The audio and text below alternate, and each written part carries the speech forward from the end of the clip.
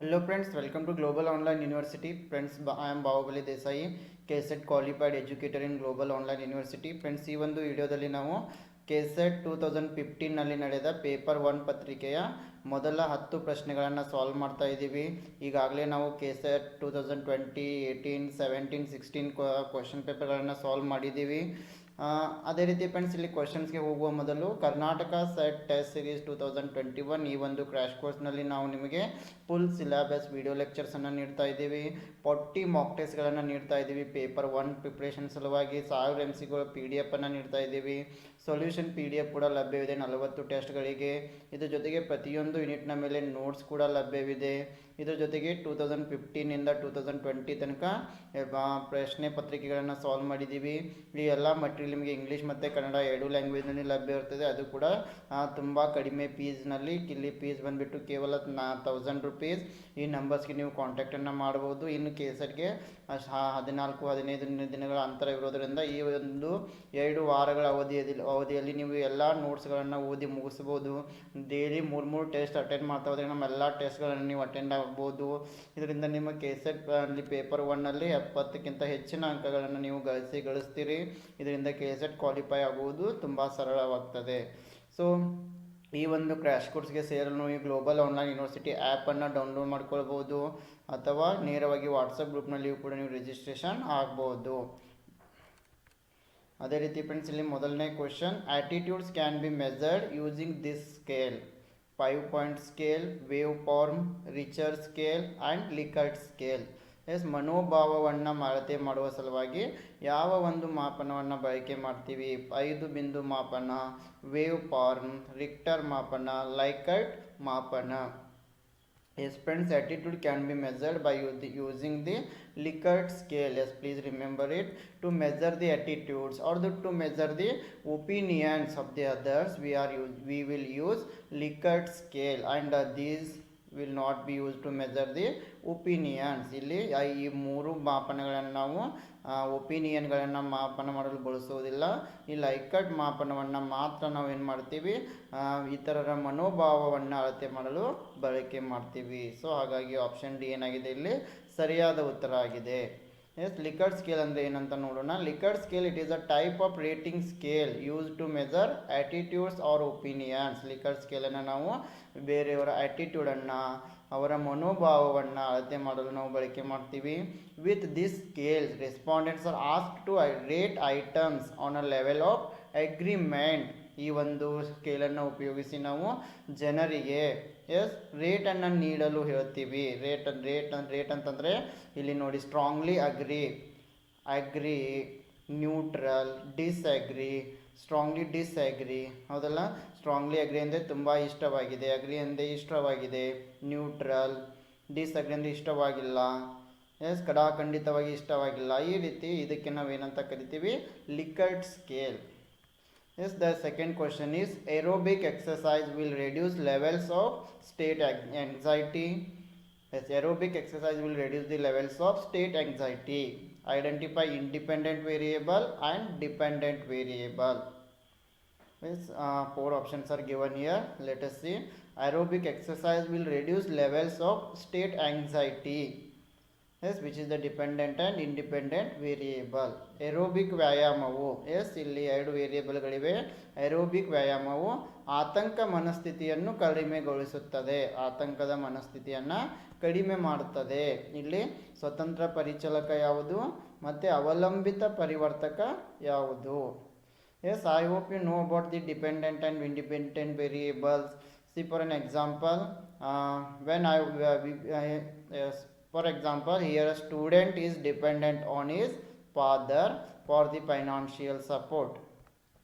Student ಇಲ್ಲಿ financial ಸಪೋರ್ಟ್ಗಾಗಿ ತನ್ನ ತಂದೆಯ ಮೇಲೆ ಅವಲಂಬಿತನಾಗಿದ್ದಾನೆ. Student is dependent on his father. So here student will be dependent variable. Father is earning his own income. He is giving money to students, so his father is an independent variable. ಈ ಒಂದು ಉದಾಹರಣೆಯಲ್ಲಿ ಏನಾಗ್ತಾ ಇದೆ, ಒಬ್ಬ ವಿದ್ಯಾರ್ಥಿ ಹೆಚ್ಚಿನ ತನ್ನ ಹಣಕಾಸಿನ ಸಮಸ್ಯೆಗಳನ್ನು ನಿವಾರಿಸಲು ತಂದೆಯ ಮೇಲೆ ಅವಲಂಬಿತರಾಗಿದ್ದಾರೆ, ತಂದೆಯಿಂದ ಹಣ ಪಡೀತಾನೆ. ಹಾಗಾಗಿ ಇಲ್ಲಿ ಸ್ಟೂಡೆಂಟ್ ವಿದ್ಯಾರ್ಥಿ ಎಂಬುದು ಏನಾಗಿದೆ, ಇಂಡಿಪೆಂಡೆಂಟ್ ವೇರಿಯೇಬಲ್, ಸ್ವತಂತ್ರ ಅವಲಂಬಿತ ಪರಿಕಲ್ಪನೆ, ಡಿಪೆಂಡೆಂಟ್ ವೇರಿಯೇಬಲ್. ಅದೇ ರೀತಿ ಫಾದರ್ ಎಂಬುವರು ಇಂಡಿಪೆಂಡೆಂಟ್ ವೇರಿಯೇಬಲ್ ಅಂದರೆ ಸ್ವತಂತ್ರ ಪರಿವರ್ತಕ. ಹಾಗಾಗಿ ಈ ಒಂದು ಎಕ್ಸಾಂಪಲ್ನಲ್ಲಿ ನೋಡೋದಾದರೆ ಏರೋಬಿಕ್ ವ್ಯಾಯಾಮವು ಆತಂಕದ ಮನಸ್ಥಿತಿಯನ್ನು ಕಡಿಮೆಗೊಳಿಸ್ತದೆ. Aerobic exercise will reduce the state of anxiety. So here aerobic exercise will reduce the state of anxiety. So which is independent variable and which is dependent variable? Yes, if you read it you will come to know state of anxiety is dependent on exercise. Yes, ಇಲ್ಲಿ ಆತಂಕದ ಮನಸ್ಥಿತಿಯು ಯಾವುದರ ಮೇಲೆ depend ಆಗಿದೆ, ವ್ಯಾಯಾಮದ ಮೇಲೆ, aerobic ವ್ಯಾಯಾಮದ ಮೇಲೆ. So here aerobic exercise, it is an independent variable. Yes, state of anxiety is dependent on aerobic exercise. So aerobic exercise, it is an independent variable. Then the state of anxiety is an dependent variable. ಹೀಗಾಗಿ ಇಲ್ಲಿ ಏನಾಗಿದೆ, ಆತಂಕದ ಮನಸ್ಥಿತಿ ಯಾವುದರ ಮೇಲೆ ಅವಲಂಬಿತವಾಗಿದೆ ಅಂತಂದರೆ aerobic ವ್ಯಾಯಾಮದ ಮೇಲೆ. ಸೊ ಹೀಗಾಗಿ ವ್ಯಾಯಾಮ ಎಂಬುದು ಇಲ್ಲಿ ಏನಾಗಿದೆ, ಇಂಡಿಪೆಂಡೆಂಟ್ ವೇರಿಯೇಬಲ್. ಆತಂಕ ಎಂಬುದು dependent variable. Yes, the third question is which one of the following is qualitative method of research?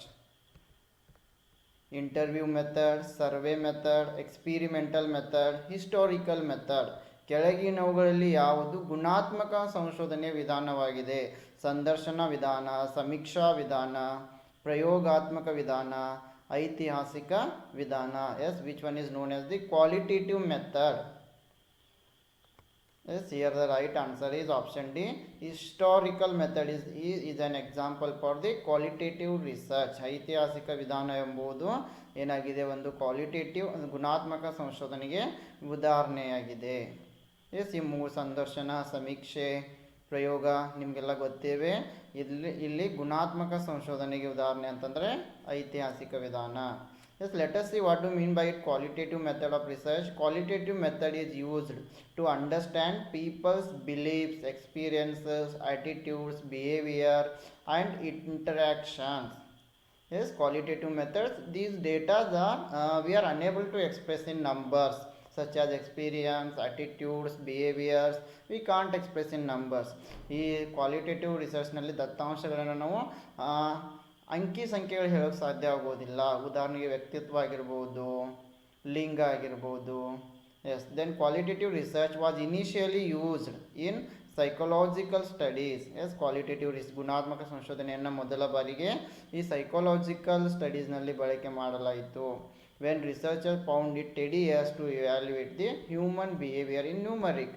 ಇಲ್ಲಿ ಮಾನವನ ವರ್ತನೆಯನ್ನು ಕಂಡುಹಿಡಿಯುವ ಸಲುವಾಗಿ ಈ ಒಂದು ಗುಣಾತ್ಮಕ ಸಂಶೋಧನೆಯನ್ನು ಬಳಕೆ ಮಾಡಲಾಗ್ತದೆ. Then fourth question is the following is a format of citing bibliography in research. Yes, very easy question, I hope you know it. PAA, e journal, OPAC, APA. ಸಂಶೋಧನೆಯಲ್ಲಿ ಗ್ರಂಥ ಋಣವನ್ನು ಬಳಸಲು ಇರುವ ವಿಧಾನ ಯಾವುದು? Yes, option A PAA, e ನಿಯತಕಾಲಿಕ, OPAC, APA. Yes, the right answer is option D. That is APA is the correct answer. Yes, to cite the bibliography in research we use APA format. Yes, the next question is this software is a plagiarism checker. Yes, this software is a plagiarism checker. ಯಾವ ಒಂದು ಕೃತಿ ಚೌರ್ಯ ಪರೀಕ್ಷಿಸಲು ಈ ತಂತ್ರಾಂಶವನ್ನು ಬಳಸಲಾಗ್ತದೆ. Yes, plagiarism means we know when we submit any seminar papers for conference. Yes, there will be plagiarism check. They will check it whether we have copied from someone else or what. So ನಾವು ಯಾವಾಗ ಈ seminar ಪೇಪರ್ನ, conference ಪೇಪರ್ಸ್ಗಳನ್ನ submit ಮಾಡ್ತೀವಲ್ಲ, ನಾವೆಲ್ಲಾದರೂ copy ಮಾಡಿದ್ದೀವ ಅಂತ check ಮಾಡ್ತಾರೆ. So their options are sound porch, Grammarly, Turnitin, fast pencil. Yes, which is the right answer. Here the software which is used to check the plagiarism is uh, Turnitin. So option C, Turnitin is the correct answer. ಇಲ್ಲಿ Turnitin ಏನಿದೆ ಇದು ಸರಿಯಾದ ಉತ್ತರ ಆಗಿದೆ. S Turnitin ಅಂದರೆ ನೋಡೋಣ. Turnitin it is an internet based plagiarism detection service and it is run by the US company Turnitin. Please remember it, this Turnitin software is run by US company. Then it was founded in the year of 1997. ಈ Turnitin ಅನ್ನು US company ನಡೆಸ್ಕೊಂಡು ಹೋಗ್ತಾ ಇದೆ. ಇದನ್ನು 1997ರಲ್ಲಿ ಬಳಕೆ ಮಾಡಲಾಗ್ತದೆ. and what does it do? It sells its licenses to universities, high schools, then use the software as a service website to check the submitted documents against it database. ಇಲ್ಲಿ ಇದು ಲೈಸೆನ್ಸನ್ನು ಯೂನಿವರ್ಸಿಟೀಸ್ಗಳಾಗಿರ್ಬೋದು, ಹೈಸ್ಕೂಲ್ಗಳಾಗಿರ್ಬೋದು sale ಕೂಡ ಮಾಡ್ತದೆ. ಅದೇ ರೀತಿ ಡಾಕ್ಯುಮೆಂಟ್ಸ್ಗಳನ್ನು ಚೆಕ್ ಮಾಡ್ತದೆ. ಇಲ್ಲಿ SAIS full ಫಾರ್ಮನ್ನು ನೀವು ನೆನಪಿಡಬೇಕು. Software has a service. Please remember the abbreviation of SAIS. Software has a service. The next question is identify independent and dependent variable in the hypothesis. Yes, again the same question. We discussed it. Smoking causes lung cancer. Yes, cigarette ಸೇವನೆಯಿಂದ ಶ್ವಾಸಕೋಶ cancer ಉಂಟಾಗುತ್ತದೆ ಎಂಬುವ ಪ್ರಾಕಲ್ಪನೆಯಲ್ಲಿ ಸ್ವತಂತ್ರ ಪರಿವರ್ತಕ ಮತ್ತು ಅವಲಂಬಿತ ಪರಿವರ್ತಕ ಯಾವುದು? Yes, I told you what to mean by dependent variable and independent variable.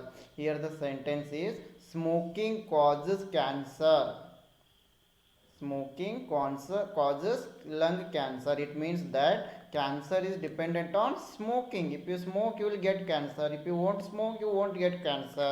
ಹೌದಲ್ಲ, ಇಲ್ಲಿ ಸಿಗರೇಟು ಸೇವನೆ ಮಾಡಿದರೆ ಶ್ವಾಸಕೋಶ ಕ್ಯಾನ್ಸರ್ ಬರ್ತದೆ. ಸಿಗರೇಟ್ ಸೇವನೆ ಮಾಡಲಿಲ್ಲ ಅಂತಂತಂದರೆ ಶ್ವಾಸಕೋಶದ ಕ್ಯಾನ್ಸರ್ ಬರೋದಿಲ್ಲ. ಹೀಗಾಗಿ smoking it is an independent variable and lung cancer it is an dependent variable. ಹೀಗಾಗಿ ಇಲ್ಲಿ ಸಿಗರೇಟ್ ಸೇವನೆ ಏನಾಗಿದೆ, ಇದು ಇಂಡಿಪೆಂಡೆಂಟ್ ವೇರಿಯೇಬಲ್ ಆಗಿದೆ. ಶ್ವಾಸಕೋಶ ಕ್ಯಾನ್ಸರ್ ಏನಿದೆಲ್ಲ ಡಿಪೆಂಡೆಂಟ್ ವೇರಿಯೇಬಲ್ ಆಗಿದೆ. ಗೊತ್ತಾಯ್ತು ಅಂತ ತಿಳ್ಕೊತೀನಿ. ಅಂತಂದರೆ ಸಿಗರೇಟು ಸೇವನೆಯಿಂದ ಶ್ವಾಸಕೋಶ ಕ್ಯಾನ್ಸರ್ ಬರ್ತದೆ. ಹಾಗಾಗಿ ಶ್ವಾಸಕೋಶದ ಕ್ಯಾನ್ಸರ್ ಯಾವುದ್ರ ಮೇಲೆ ಡಿಪೆಂಡ್ ಆಗಿದೆ? ಸಿಗರೇಟು ಸೇವನೆ. Yes, question number 7. Mismatch of meaning between sender and receiver may be termed as. Yes, in communication mismatch of meaning between sender and the receiver it is termed as. Option A, virtual decoding. Option B, aberrant decoding, factual recording or formal decoding. ಸಂವಾಹಕ ಮತ್ತು ಸಂವಾಹಿತನ ಸಂದೇಶದ ನಡುವೆ ಅರ್ಥ ವ್ಯತ್ಯಾಸ ಉಂಟಾಗುವುದನ್ನು ಹೀಗೆಂದು ಕರೆಯಬಹುದು. Sender ಏನೋ ಬೇರೆ ಇನ್ಫಾರ್ಮೇಷನ್ ನೀಡ್ತಾ ಇರ್ತಾನೆ, ಬಟ್ ರಿಸೀವರ್ ಅದನ್ನು ಬೇರೆ ಅರ್ಥದಲ್ಲಿ ತಗೋತಾನೆ. ಅದಕ್ಕೆ ಏನಂತೀವಿ? Virtual decoding, aberrant decoding, factual decoding, formal decoding. Yes, it is known as the aberrant decoding. So here option B is the right answer. ಅದಕ್ಕೆ ನಾವು ಅಬೆರೆಂಟ್ ಡಿಕೋಡಿಂಗ್ ಅಂತ ಕರಿತೀವಿ. Yes, what do you mean by aberrant decoding? Often the sender has a certain meaning to convey with his message, hoping the receiver will interpret it correctly. Yes, when the sender is giving the information and he is believing that the receiver will take it correctly, but what will happen when the interpretation of the message is different from what was intended? This can be called aberrant decoding. It means sender wants to give something, some information, but the receiver is taking it in a different way, is understanding in a different way. ಇಲ್ಲಿ ಮಾಹಿತಿ ನೀಡಿರೋರು ಒಂದು ಮಾಹಿತಿಯನ್ನು ನೀಡ್ತಾ ಇದ್ದಾರೆ, ಆದರೆ ಮಾಹಿತಿ ಪಡೆಯೋರು ಮಾತ್ರ ಅದರ ಅರ್ಥವನ್ನು ಬೇರೆ ರೀತಿಯಲ್ಲಿ ಅರ್ಥ ಮಾಡ್ಕೊಳ್ತಾ ಇದ್ದಾರೆ. ಅದಕ್ಕೆ ನಾವು ಅಬೆರೆಂಟ್ ಡಿಕೋಡಿಂಗ್ ಅಂತೀವಿ. This the next question is question number 8. Digital divide means. Option A, gap between rural and urban. Option B, the gap between techno savvy and computer illiterates. Option C, the gap between information rich and information poor. Option D, the gap between developed and developing nations. Digital divide ಅಂತಂದರೆ S, ನಗರ ಮತ್ತು ಗ್ರಾಮೀಣ ನಡುವಿನ ಕಂದಕ, ತಾಂತ್ರಿಕ ಪರಿಣಿತರು ಮತ್ತು computer ಅನಕ್ಷರಸ್ಥರ ನಡುವಿನ ಕಂದಕ, ಮಾಹಿತಿ ಉಳ್ಳವರು ಮತ್ತು ಮಾಹಿತಿ ರಹಿತರ ನಡುವಿನ ಕಂದಕ, ಅಭಿವೃದ್ಧಿಶೀಲ ಮತ್ತು ಅಭಿವೃದ್ಧಿ ಹೊಂದಿದ ದೇಶಗಳ ನಡುವಿನ ಕಂದಕ. Yes, here the right answer is option C. Digital divide means the gap between information rich and information poor. It is the gap between who is having more information and who is having less information. ಮಾಹಿತಿ ಉಳ್ಳವರು ಮತ್ತು ಮಾಹಿತಿ ರೈತರ ನಡುವಿನ ಒಂದು ಕಂದಕ, ವ್ಯತ್ಯಾಸ. Is the digital divide refers to the gap who are to benefit from the digital age and those who are not. It means who are having information about the digital era and who is not having the information about the digital age. ಯಾರಿಗೆ digital ಬಗ್ಗೆ ಮಾಹಿತಿ ಇದೆ, ಯಾರಿಗೆ digital ಬಗ್ಗೆ ಮಾಹಿತಿ ಇಲ್ಲ, ಈ ಒಂದು ಗ್ಯಾಪನ್ನು ಡಿಜಿಟಲ್ ಡಿವೈಡ್ ಅಂತ ಕರಿತೀವಿ. The people who are having access to the internet, they will get more information. The people who are not having access to the internet, yes, they won't get more information. ಯಾರ ಹತ್ರ internet access ಇದೆ, internet ಮಾಹಿತಿ ಇದೆ, ಅವ್ರಿಗೆ ಹೆಚ್ಚಿನ ಮಾಹಿತಿ ದೊರೀತದೆ. ಯಾರಿಗೆ internet technology ಬಗ್ಗೆ ಮಾಹಿತಿ ಇಲ್ಲ, ಅವರಿಗೆ ಕಡಿಮೆ ಮಾಹಿತಿ ದೊರೀತದೆ. Question number 9 is Charlie Chaplin's film Modern Times. Option A makes fun of industrial society. Option B criticized traditional society. Option C regrets the industrial society. Option D praises industrial society. Charlie ಚಾಪ್ಲಿನ್ನ cinema the Modern Times ಕೈಗಾರಿಕಾ ಸಮಾಜವನ್ನು ಗೇಲಿ ಮಾಡುತ್ತದೆ, ಸಾಂಪ್ರದಾಯಿಕ ಸಮಾಜವನ್ನು ಟೀಕಿಸುತ್ತದೆ, ಕೈಗಾರಿಕಾ ಸಮಾಜದ ಕುರಿತು ವಿಷಾದಿಸುತ್ತದೆ, ಕೈಗಾರಿಕಾ ಸಮಾಜವನ್ನು ಹೊಗಳುತ್ತದೆ. Yes, here the right answer is option C. Charlie Chaplin's film Modern Times, it regrets the industrial society.